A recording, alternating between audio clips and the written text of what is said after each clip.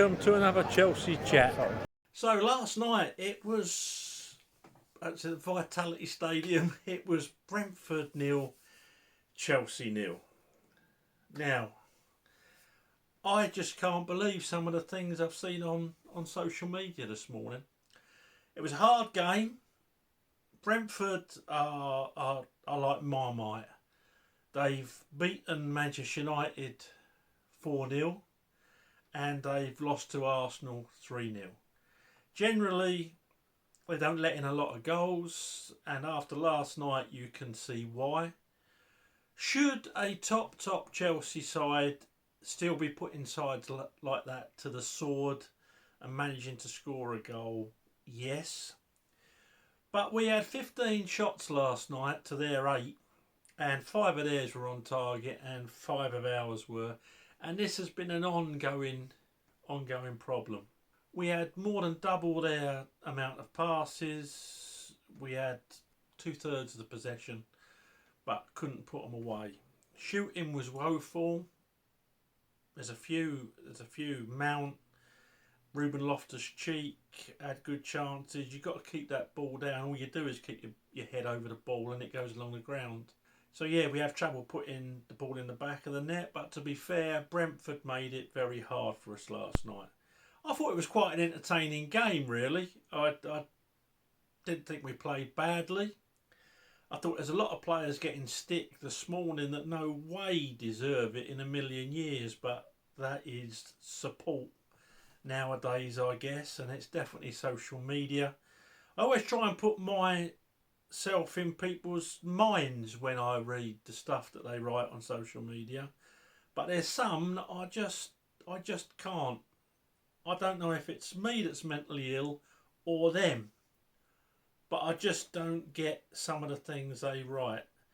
Now last night the team was Kepa in goal.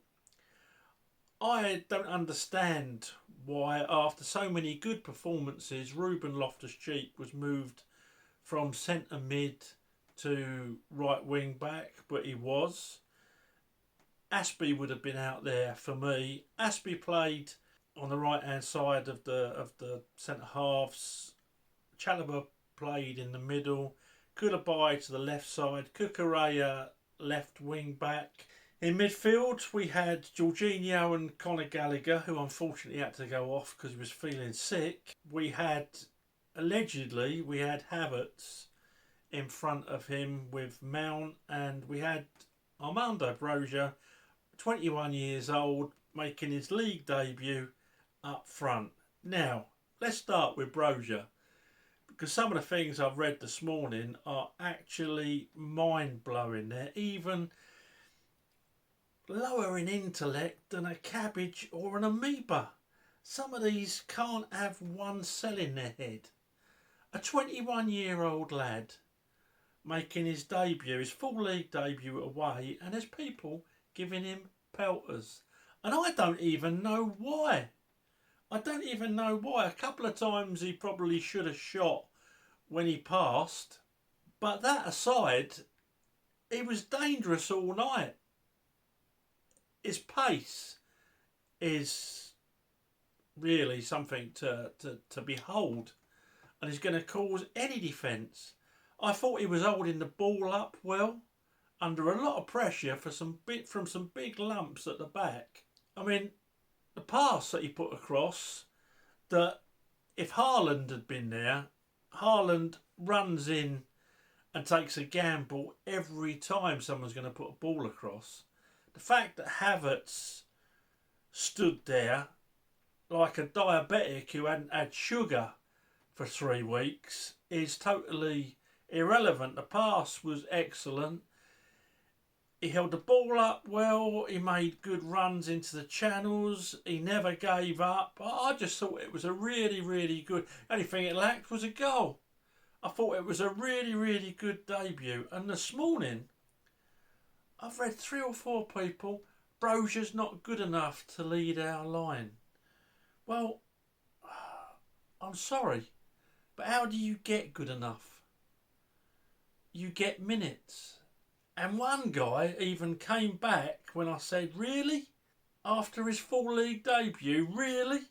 And said, oh, I'm not saying he's rubbish, I'm just saying he's not good enough.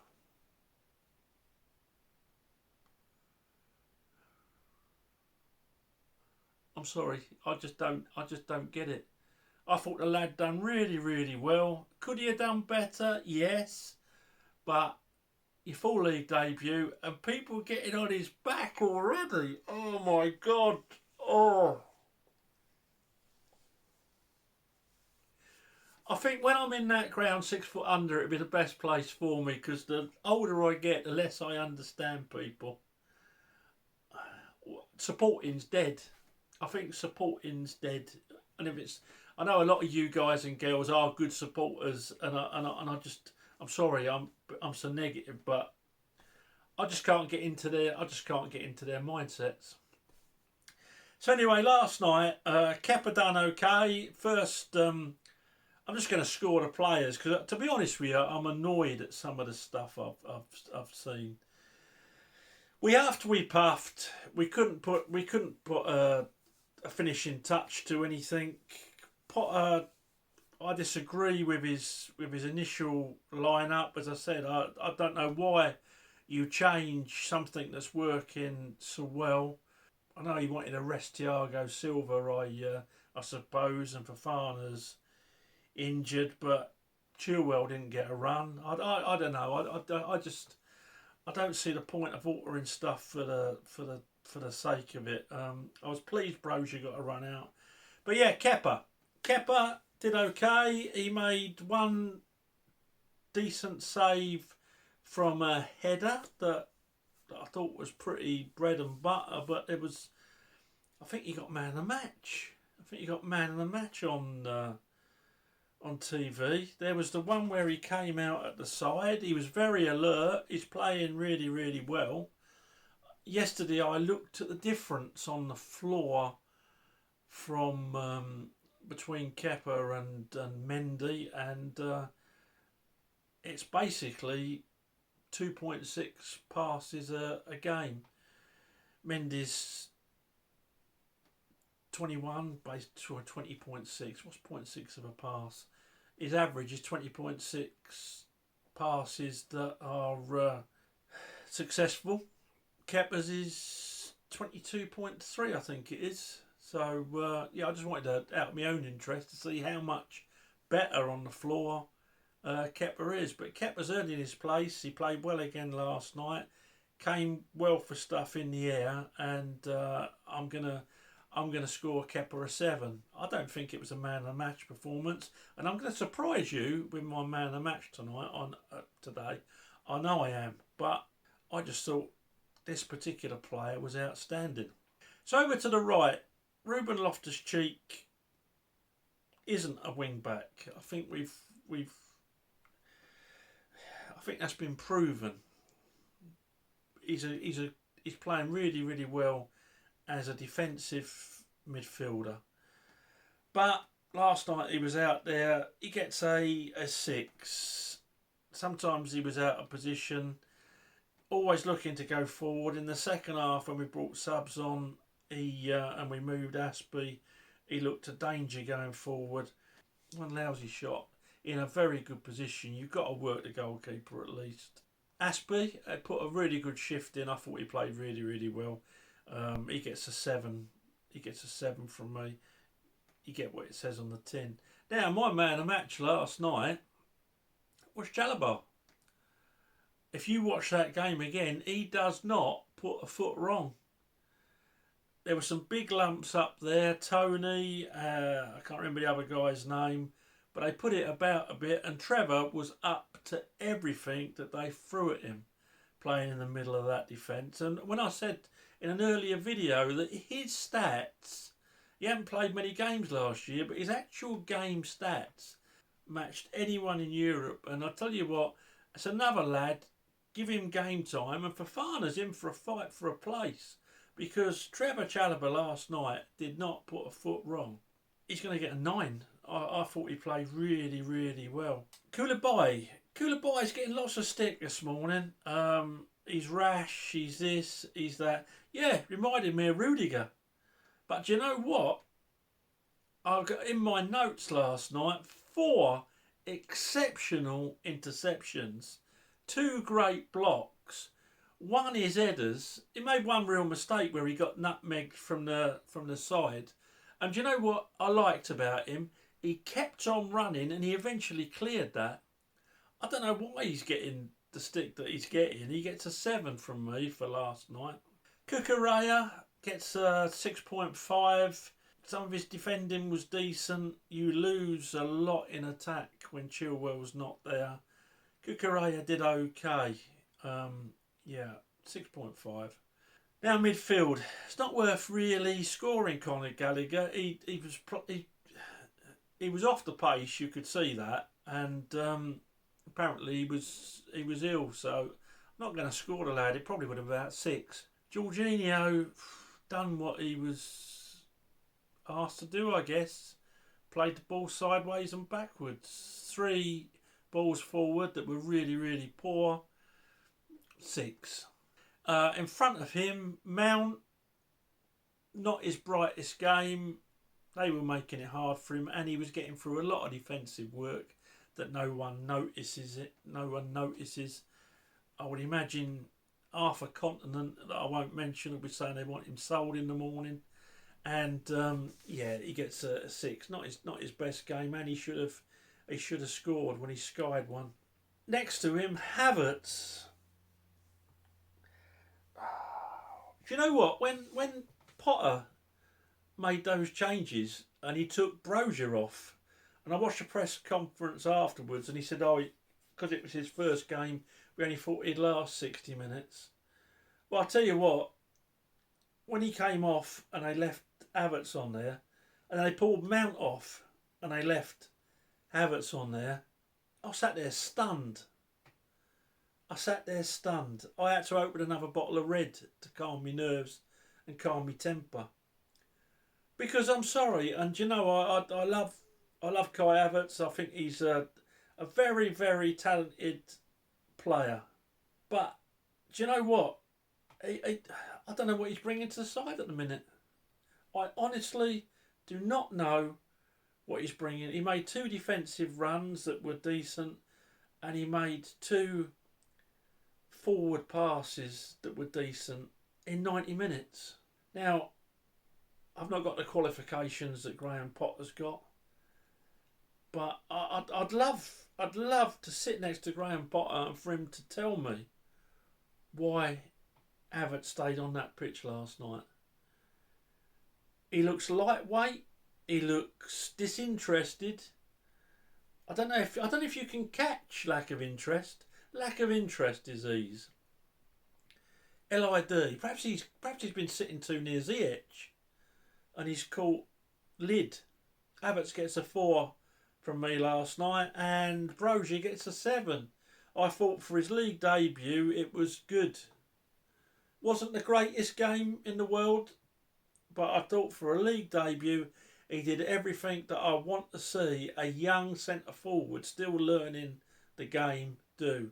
And do I think he's good enough to lead Chelsea's line? Yes, I do. Compare him to Lukaku.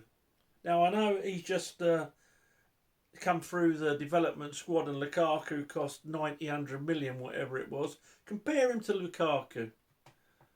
Was Lukaku good enough to lead our line? No. I'd have Broja there every day of the week and twice on Sunday instead of Lukaku.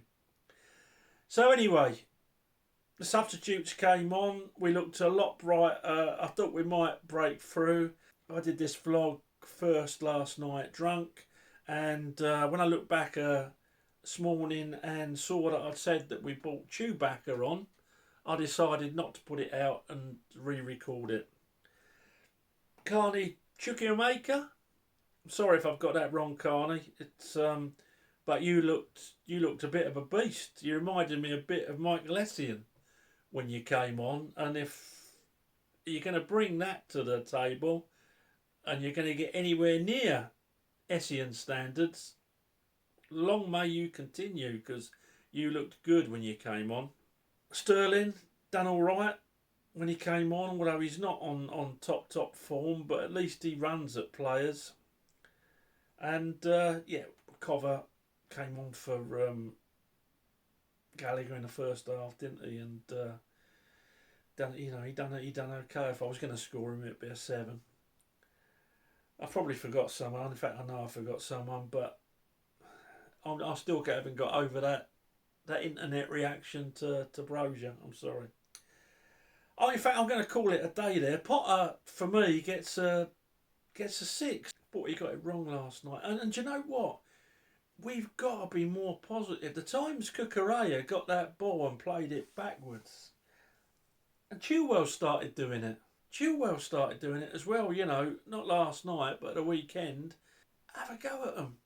Remember Ashley Cole? Ashley Cole would have a right go and get a ball in. He weren't the best cross of a ball. He was a blimmin' good left back and he was a really good left wing back. But he wasn't the greatest crosser of a ball, but he had a go.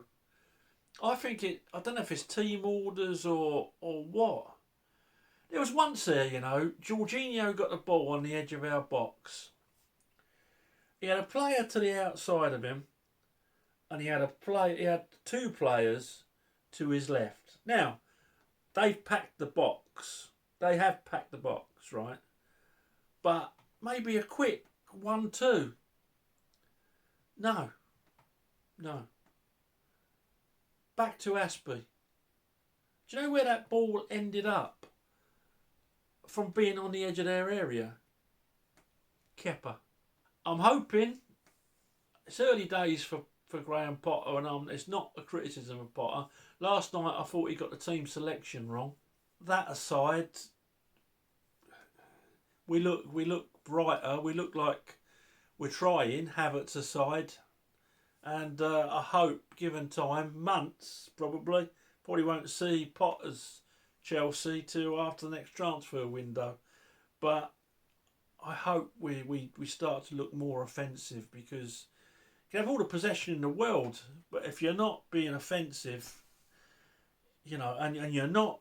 I mean, if I was him today, sorry to keep going on. If I was him today, I'd be having shooting practice for 20 yards for the whole lot of them, because how you're not working the keeper, how people up the park manage to keep the ball down. And yet these guys don't. When they're in space, I can understand it. If you've got some lump throwing themselves in front of you, I can understand it. But when you're actually in open space, you've got 5 yards. I'm thinking Ruben Loftus-Cheek last night. I'm thinking Jorginho. And I'm thinking Cover. You've got no one coming at you. And you've got a free shot on goal. And you sky it. You've got to be looking at your technique. Especially if you want 150 grand a week to play football and you've only been offered 120. You should be able to hit a goal from 20 yards. At least make that keeper work. That's all I'm going to say. I'm sorry, I still think it was a good point. It wasn't the worst display in the world. I think Potter would have learned a lot from it. I know he's got to keep everyone happy, but hopefully what he's learnt will help him in the future. Hard game Saturday, Man United. They're playing well at the moment. They beat the Spurs last night, but we're better than Spurs. I think we showed that earlier on in the season under Tommy. And hopefully this feel-good factor, if Potter picks the right side, we'll put them to the sword. Let's hope so. Let's hope I've got a better, more upbeat vlog to give you next time, but it's just that internet that does my nutting. Okay, folks, thanks for watching. Please subscribe to the channel and please throw the video a like. It would be so much appreciated. And yeah, let me know what you think, because that's why I do these. And if you think I'm wrong, tell me. I don't do abuse, but I do constructive criticism, and I do your opinions. We're all entitled to one. Okay, thanks for watching. Bye for now. Up to Chelsea.